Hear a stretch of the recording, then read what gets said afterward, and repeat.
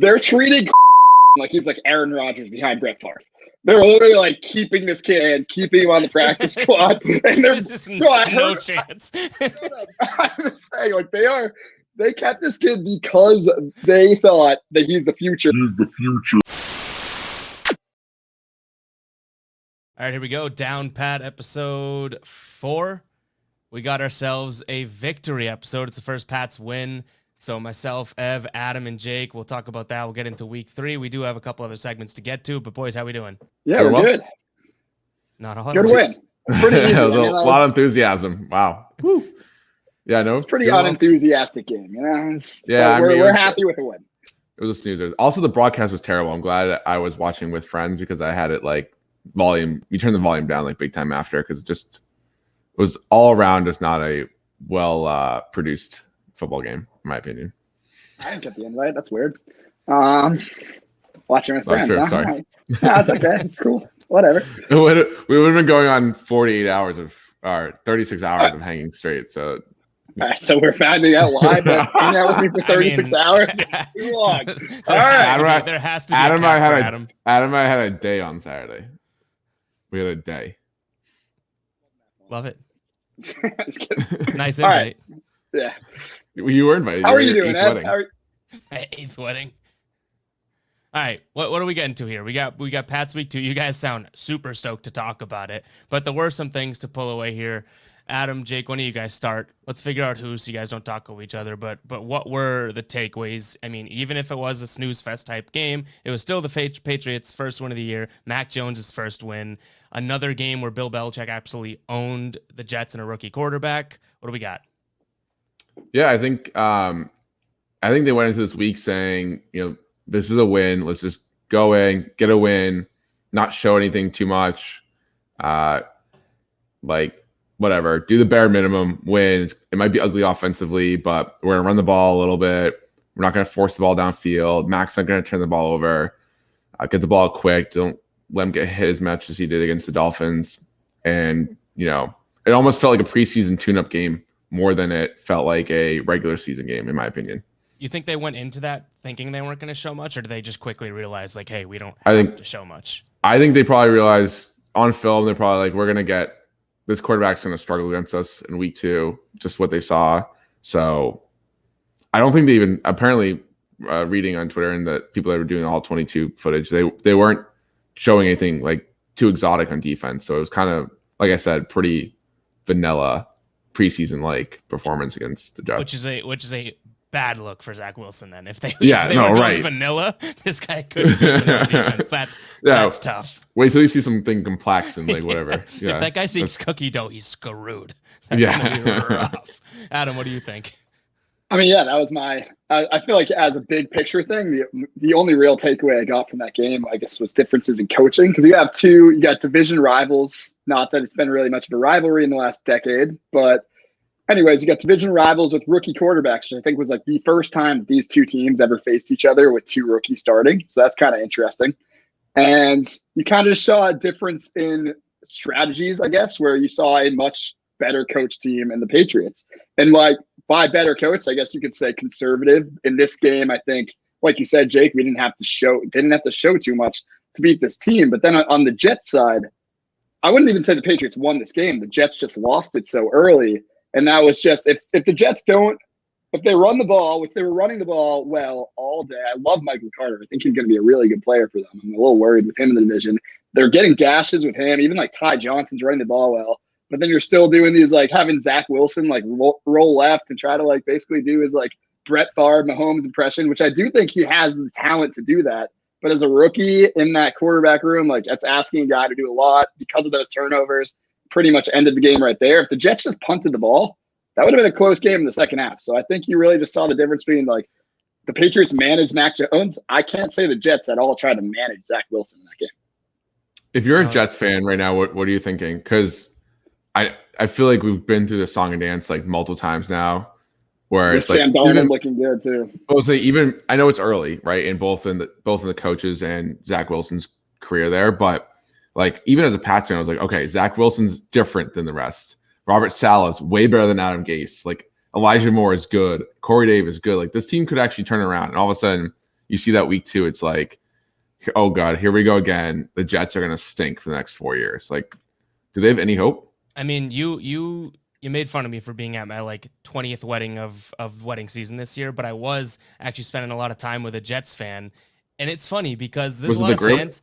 There's a lot. It was not the groom. No, I did go to his wedding though in the past, so he was a groom at one point. But there's a lot of like fans out there, like, you know, like Boston rivalry type fans that people be like, oh, their team's so much better than yours, and, you know, no, you could screw you guys. Hanging out with a Jets fan is so funny because they're just like, yeah, man, I don't know what to tell you. You're probably gonna beat us. Like they're so drilled into, yeah, no, this team stinks. And I asked him, I was like, what's going on there? Like, what's your vibe? And he said the same thing. He's like, Mac Jones looks like he's good. You know, Salas looks like, you know, we're excited about him. He's not a psychopath like Gase.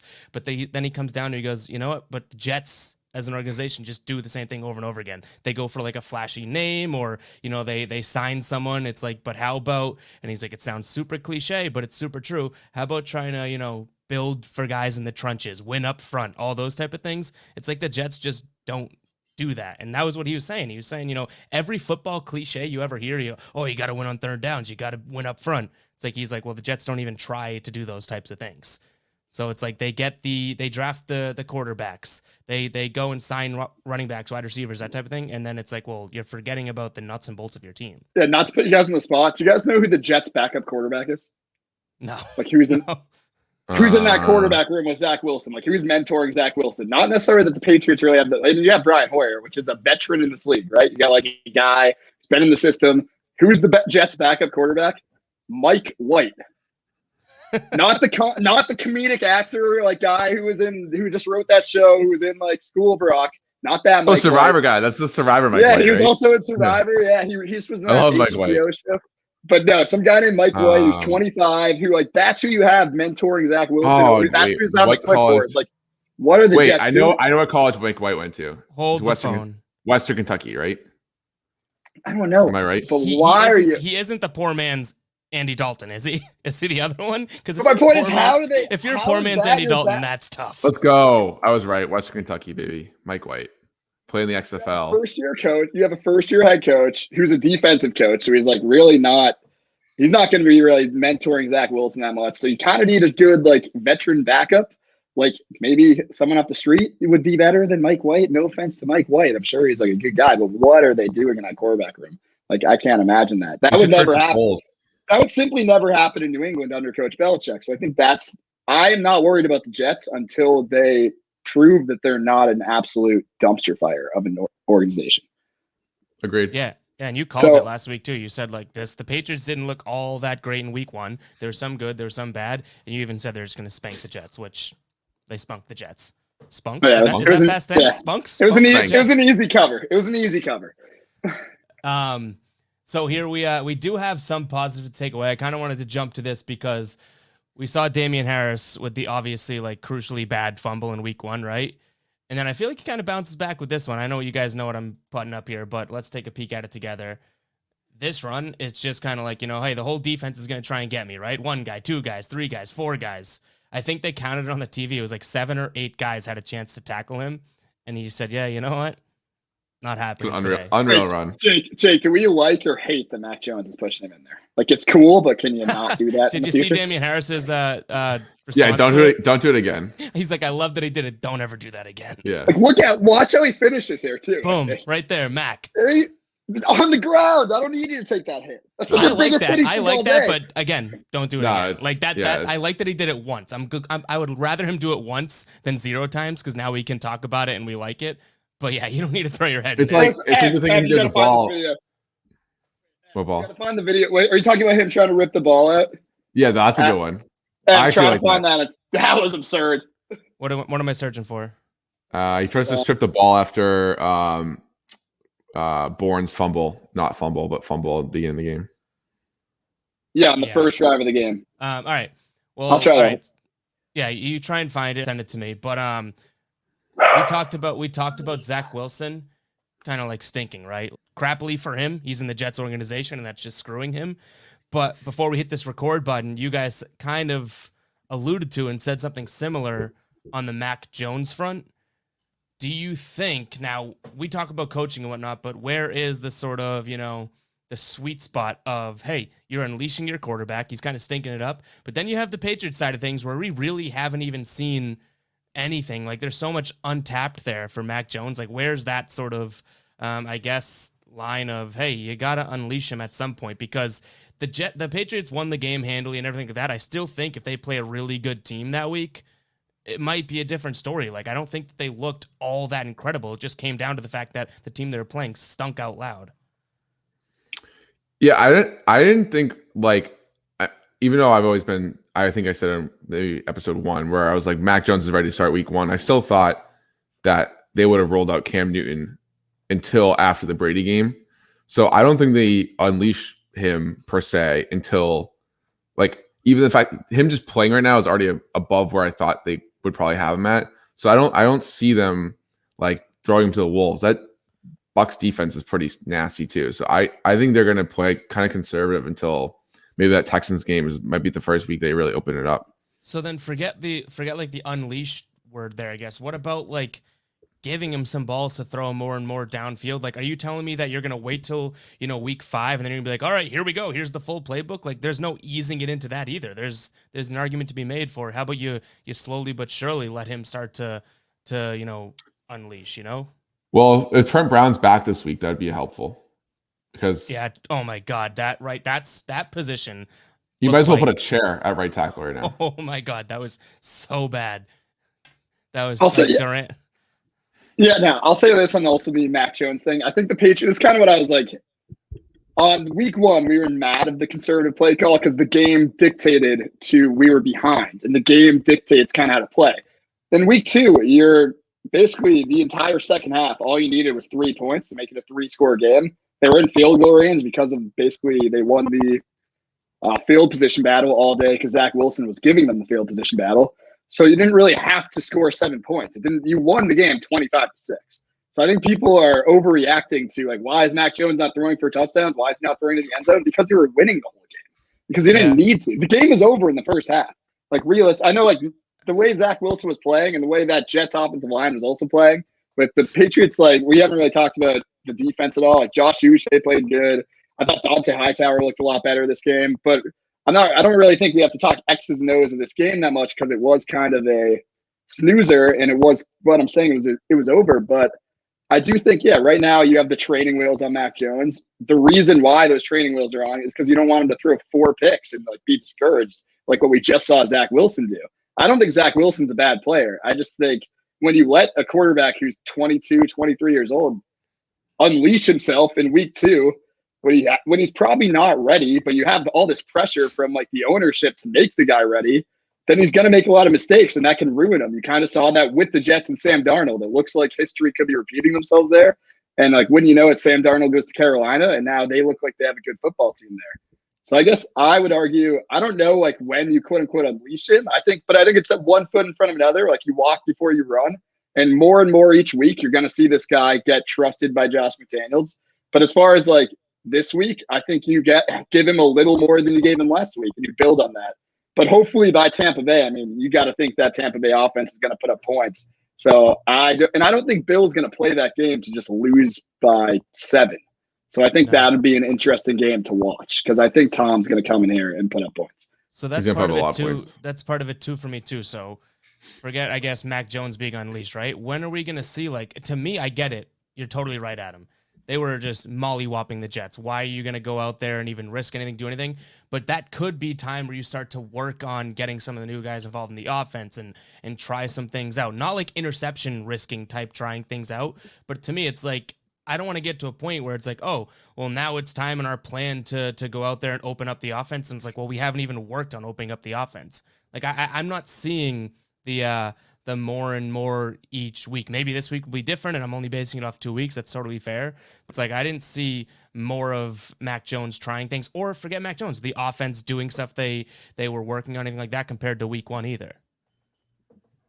And sooner or later, you're going to play Tampa Bay and be like, oh, well, what? We're just trying to get past this game to throw in. Now we're going to put in the rest of the playbook or something like that. Yeah, I just think going off of this past week, it's tough to really look at the offense because of the way that game played out. I think if it was a close game and that was how the offense looked the whole game, or if we were at all trailing at that point and we were playing for 3 points. I think we're more worried about what happened in week 1 against Miami, but it's hard to get on them. It's hard to get on McDaniels in this game because he didn't need to put up points. He was in a. I wouldn't, and I don't think I'd be saying this if it wasn't for week 1 and then. Well, so I tagged you in that video on Twitter. It's worth the watch. The Mac Jones channel. It's worth it. This is why I like. You're gonna like it. Okay, I'll watch it. No, it is a good. No, throw it up here. Throw it up here. Trust me. That's what you're. What is it? Just watch it. I want your reaction live. Does it have sound? Sound's not going to work. I don't need sound. It's just what you did with the Damian Harris. I want you to commentate it. All right. Oh, okay. I didn't know what you meant by the video. You're talking about the strip video? All right. Here we go. You're a little psycho. The play's clearly over too, which is the best part. What is he doing? The play's so it's over. Whistle's blown, and he comes over. The dude likes getting involved. That's what I'm saying. That's the first possession of the game. It's kind of the equivalent to the game. I know it's kind of equivalent to when in basketball the whistle's blown and the guy takes a shot and they just block it. Mac Jones is that's my ball. I don't care. It's except that ball back. That's like KG used to jump up and grab the ball. But Mac Jones didn't grab it. It's like if KG would jump up and jam his finger on the rim. He went in hard too. He did go in hard. He went in so hard to cost that strip. Hey, all right. Sorry if I derailed the conversation there. No, it's fine. It was ready to be derailed because we can move on to our. I guess we can move on to our Survivor. We'll go to our Survivor and then we'll go to week 3. Cool. So.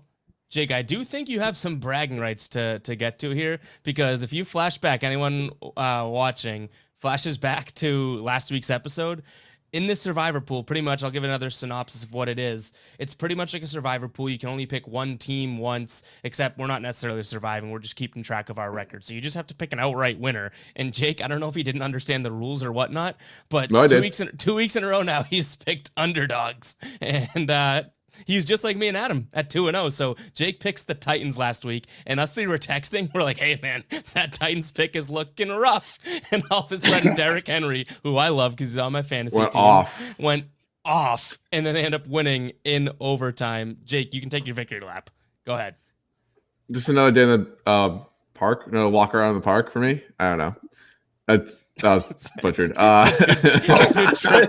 tripped after 2 steps. Yeah, give him one more. I don't know where I was going with that. No, I mean, I just had a good vibe. But the Titans had a good vibe with the Steelers, and I have a pretty good vibe about week 3 too. All right, so I think I'm gonna go 3 for 3 with my underdog picks. So Jake is claiming now, and I don't know how long this is gonna last, but Jake's saying that he's gonna go underdog picks just to rub it in Adam and I's face for the rest of the year. That's true? I'm still going to win. I'm going to have more. Yeah. Wait, what's the loser have to do? We got to figure that out still. Comments steak on dinner. What loser has to do. Steak dinner. Losers buying steak dinner, everything included for the winner, and the appetizer of the choice for the second place. How's that? Deal. We'll go to a nice dinner. So McDonald's, Chili, something like that, and we'll really make it work. But Jake, if you lose, Evan, you're gonna pick Chili's as the dinner. Chili's is great. You're welcome because you're gonna the 2 for 1, 2 for 20. You're gonna love what you eat. But Jake and I both skeeved out a win this week. I had the Rams and Titans. Adam, smart pick on your part. You were very confident in this, and but we do have week 3 to get to now. And why don't Adam and I guess go first? And then, Jake, you can save your pick for last because I assume you're going to take an underdog. That's what you told us. But here we go. We have the games up here. For Adam and I, both the 49ers are off the board. Rams are off the board for me. Pat's off the board for Adam. Jake has the Steelers and the Titans off the board. Adam, why don't you take your pick? Yeah, I'm just going to get it over with quick and go to the Thursday night game. And I'm taking ex-Jets quarterback Sam Darnold to win this game. So I like the Panthers. The sneaky good team that Carolina Panthers. I think they're going to be this year. I don't know. I think they're like fake. I think they're the fake deal. Yeah, they're fake. They have no chance. I don't think they're fake. I don't think they're fake. I will say I could see them handling the Texans on Thursday. Like I get that, but I don't think that they're like a legit undefeated. Their defense is like pretty legit actually. And they got I love DJ Moore. McCaffrey, best back in the league. Like they got some weapons. I mean, I guess so. Matt Rule's a good coach. He's a very good coach. And at this point, we're all undefeated, so we can't rag on the person that's in last place or anything yet. But all right, my pick, I'm gonna go with the Steelers over the Bengals. That's who I'm feeling this week. I think obviously coming off of Divisional last week. matchup. Yeah, and I just think that I don't know if I have to explain this one that much. This is chalky to me. I think it's an easy win. Jake, what do you got? And let's see, does Jake go underdog? I am. Oh, he's not, is he? No, I am. You said these were tough underdogs this week. This was a tough underdog week. They are tough dogs. Tough dogs. Some bad dogs here. But teams going in with most likely out their starting quarterback, although I think the backup might be even on level with him, potentially. Going against a crazy hot team, one of the hottest teams in the league right now, on the road. You're trying to figure out what I'm talking about? What are you talking about here? Is it the Colts? Is it the Titans? No, I'm going with the Dolphins over the Raiders. The Miami Dolphins, who just lost by a jillion points last week. Yeah, they lost by a jillion points. Great nightlife cities right there. Yeah, I'm going with the Dolphins. They're not losing 2 in a row. The Raiders are going to come back to reality a little bit. You're going to see Carr revert back to baseline Derek Carr, which is okay. And the Dolphins are going to squeak out a win on the road against the Raiders. At what point do we start giving Jake like double the amount of wins if he pulls these off? Like, at what point you start betting with me? Starting next week. Starting next week. Yeah, if you go 3-0 with these underdogs, you start to get like a win and a half for each win. I'll give you that. This might become a gambling podcast, and people will be listening to us for their pick'ems or whatever. For ours, for Jake's, for mine. Yeah. mine's probably like a minus 370. No one's taking this. This is the segment, instead of our survivor pool, will turn to Jake's dog of the week. The tough thing is that Adam and I we betted together. I don't ever bet, but Adam and I did that. He just killed your credibility here. I mean, I had a big Sunday, but yeah, me and you had, like I said, we had a horrible Saturday. We went 1-2. 1-2. 1-3. No, we went 1-2. That was 1-3. I can name them all right now, but I don't want to. Yeah. Okay. And I'm wearing the shirt of the team that covered. Wasn't a successful day, but well, I'm like 1-35 when I actually put money on something. Yeah, I was with you for that win, so it was a great day. I don't know what you're talking about. No, we've run the table in March Madness before. We 2018. We've also broke the table from losses. But all right, let's move on to Saints Patriots. Hey, we talked about it. We said, hey, maybe the Saints don't look as good in week 2. We were like hyping up that game last episode. What do we think now? We can dig into Saints last week, but then also obviously the Pats matchup this upcoming week. What do we think of that, Adam? Yeah, what a tough game to comment on now. Like as far as previewing, because you got the Saints, who looked like one of the best teams in football week 1, and then they got absolutely smoked in the Panthers game. And I know that I saw a little bit of that game, did a little film on it. And what was most impressive to me is how much the Panthers defense like dominated that offensive line, especially like stopping Alvin Kamara and that run game for the Saints. It was really never close in that whole game, and the Panthers made them look bad. Jameis did not look like week 1 Jameis. I think it's interesting the Patriots are opening up as 3-point favorites, but I think kind of home team gets 3 points usually from Vegas. So this is essentially a pick 'em as far as what Vegas is telling you. And that's how I kind of feel. I don't know. I feel like the Patriots are pretty unknown right now. Like we don't really know what the offense is going to look like. The defense looks shaky and the offensive lines look shaky. And basically what we thought the strength of this team was going to be was the offensive line, the defensive line for the Patriots. And you could say that's been the weakness of this team so far. So that's concerning. So I don't really know where the Patriots are, and I really don't know what the Saints are. So as far as previewing this game, this is a terrible thing to say on a podcast. I have no idea. Jake, help me out here. I think it depends if Winston has his LASIK work again, or if it reverts back to he gets weekly LASIK surgery. Yeah, he's get weekly LASIK surgery, or his eyes just keep on deteriorating. I think Saints are not hopefully, but most likely will be missing a few key defensive starters. I mean, Davenport's out, Alexander's out, Lattimore just had surgery, so he might be out. And they're missing another guy too. I think was banged up for them defensively. So they could be without a couple key guys against the Pats on the road. I think this is the first week we start to see what the Pats team is like. I think we could actually say wow, this Pats team is better than we thought after this week. That's my prediction. I think they can come out guns blazing. I still don't think they air the ball out too much, but I think they run the ball more effectively than they have. I think they'll get the play action game going. I think Mac Jones will throw a touchdown to one of the tight ends this week. It's my prediction.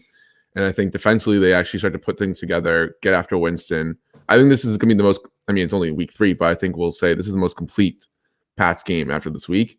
And we'll probably be overly confident heading into the Bucs week as fans because of this game against the Saints. That's my early prediction. So you got to win.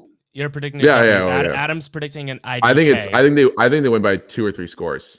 Wow. So, yeah. You got big cover on. So he's got the dog and the big. You got the ultimate. I think it's like a maybe a 28-13 game.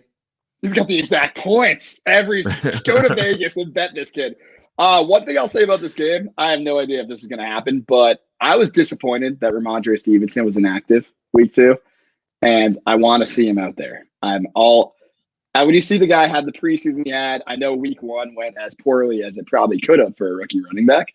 In like the 5 plays he was out there, I think he did something bad on every single play. So it wasn't great, but I like him a lot. You gave up Sony Michel for Ramondre Stevenson. You'll get your wish. You wished for JJ Taylor on last episode. You got him. You're just gonna flip. No, but I'm wishing for Brandon. I want Brandon Bolden to go on the bench. Also, wait, I haven't given this credit. Highlight of week 2, best player in the field for the Patriots week 2, wasn't even close. Nick Folk, 32 field goals in a row, up your fucking keister. What a fucking stud that guy. I'm an asshole for. Hey, we're a kid show. He did miss an extra point though, right? Yeah, no, I kind of breezed by, but at that point, they can't be doing that. They didn't need that point. So you're off the Quinn bandwagon completely now. You're back to Folk. No, I actually love what they're doing. Wait, this is give me 20 seconds here. They're treating Quinn Nordin like he's like Aaron Rodgers behind Brett Favre. They're literally like keeping this kid behind Nick Folk and keeping him on the practice squad. And there's just no chance. I'm just saying, like they kept this kid because they thought that he's the future and he's got the yips right now, is what I but that is wild. I think they look at him as the future kicker on this team. But like Nick Folk is the present. I'm telling you, Quinn Nordin's gonna be a kicker for the Patriots in the future. Not this year. I get it. You're like a big special teams guy. I don't even know if Bill Belichick's that into. No, and he's a big special teams guy. I think you thinking that this is an Aaron Rodgers. Yeah, it was a joke. It was a joke. Yeah, I don't know. Was it? Everything I think he's probably given statement. He's probably given a couple hours of thought to it, and that's it. And Adam's making it seem like it's like the franchise move, like Kraft's involved. Mac Jones, we got to keep Quinn Nordin to get Nick Folk motivated. Hey, what if Adam Vinatieri misses a couple kicks? You know, where we got some things that we're talking about here differently. What if Steven Gostkowski misses a kick? It's facts. I think we saw that actually a couple times. But, all right. My prediction. I'll go points. Yeah, there you go. I'll go points as well with Jake. So I think the Patriots do win. I think it's like a 31 to. I mean, not to play the spread here exactly, but like a 31 to 28 point game. I think that it's a finally where you see Mac Jones have to compete with another team and they allow him to compete with another team rather than kind of playing for possessions and field positions. So that's what I'm hoping for. I should say I'm hoping for it more than I expected because judging from how I just talked 5 minutes ago or so, like I'm still looking to see an inkling of, hey, we're turning this kid on. And so that's what I'm looking for, 31-28. And I got, just because you guys both did it, I got 21-17. 21-17. I don't see this offense putting up 30 points. You seem like that. I think that's probably the most real. Like that's likelihood of happening. I think you just nailed that because I'm hoping for a 60-point sort of game total. Oh, it's going to be boring. Every game we're going to watch until week 4. What is the total? When Tom Brady's what does Vegas have as that. the total? I don't know, but I love the under no matter what it is. Not that I root for unders, but as long as the Patriots are playing like a Big Ten offense, I'm gonna take and like a Big Ten defense. Really, I'm gonna take the under because that's just gonna keep happening for them. I can tell you the total though. I'll get to it. Yeah, look it up. So Jake and I'll be rooting for points. Adam's there, living his life too short to bet the under type guy, but so it's 42.5. 42.5. Yeah, that's what I'm seeing right now. That makes sense to me. Although it's hard not to take the over in an NFL that game. is such a 42 low and a number. half. That's Wait, 17-21. What's that? 38. 38. So you're saying under though. But it's like I don't want that. Like Evan, I want to root for offense. It's just I don't think this team's gonna score points. Nothing's told you to root for offense yet. That's totally fair. No, it's told me to root for offense. It's just to not expect offense, I guess. Yeah. And when I see Josh McDaniels throw to a tight end in the red zone, then I'll be like, all right, maybe we can throw points. But until then, I don't know how we're gonna score. At least Hunter Henry got involved. You know what I mean? They looked at him a couple times. He had a couple catches. Like they're at least going to him. But one thing, and then not to get us too like off topic, but or ingrained in a simple subject. But I really, really hope that by season's end we're not just flip flopping as to was it a Jonnu Smith type game, was it a Hunter Henry type game? Like I think that those guys can so coexist. And if you're gonna view it as only one of the tight ends can go off in this offense a game, that's just going to be so unfortunate because those guys are so coexistible. Can I also say this? And this is just you guys might think differently. First couple of weeks, the guy who I feel like has been put in a place to succeed and just has come up short is Jonnu Smith. I feel like he just hasn't done what they're expecting him to do. There's been a couple I've seen on that ball where he fumbled was it Miami, where he like flipped over. I guess if he like went a different way, he could have had a touchdown on that play like they were showing. Like I guess he went the wrong way. In this game, I don't know. I just feel like he hasn't. I feel like they've been using him correctly, actually. Well, he had that big play right? against the Dolphins where he broke the tackle, ran down the sideline, and they called him out of bounds. I'm not saying he's been like invisible. Like I've noticed him more than Hunter Henry. My expectations for Jonnu Smith, I think, are higher than Hunter Henry because I just view Hunter Henry as primarily a red zone guy. Mm-hmm. And I feel like Jonnu Smith's coming up. I mean, it's through 2 weeks. It's a new team, new scheme. So I'm going to give him like the benefit of the doubt, but I think that he should be one of the biggest pieces of this offense. And I partially agree. I think that they have used him correctly. I just don't know if you've used him enough. You know what I mean? It's but again, through 2 weeks of this, maybe it's exactly what, we've been saying. Like maybe they just haven't really opened up the playbook enough, but I agree. He's been used correctly, but just not used enough. And that's why there's a lack of production. And I think you can almost make that argument about a lot of these guys on the team, like, you know what I mean, using them correctly, but like let's at some point, and I know it's so counter to what the Patriots like, it's okay to like force something. I'm not saying force to throw into quadruple, coverage or whatever, but you got these guys for big money, like get them the ball, you know what I mean, pass them the ball and see what he can do after the catch type of thing. So I just want to see more of it, and it's only 2 weeks, I know, so it's too early to be glass half empty about the situation, but I'm just hoping we see more and more and more of it. I agree. All right. Any last words for episode 4 for our week 3 preview? What are we at for earn money wise? We still have that Dolphins thing, like $3. So we might be able to afford. We'll afford the we'll afford the hot dogs to go to the tailgate. So we need to blow up here quick. No, we're just trying to get like one drink on the airplane each. Yes, that's fair. that's the new goal. There we go. But all right, guys, make sure to hit the subscribe button here to like the video. Comment down below what you think, and we will catch you in next week's episode. Hopefully, we are talking about a big win because it's going to be a fun episode next week. If the Patriots go out there and beat the Saints, then we're talking Tom Brady versus the Patriots next episode. I'm really looking forward to it. So it'll be fun regardless, but hopefully we get another win, and we'll catch everyone later.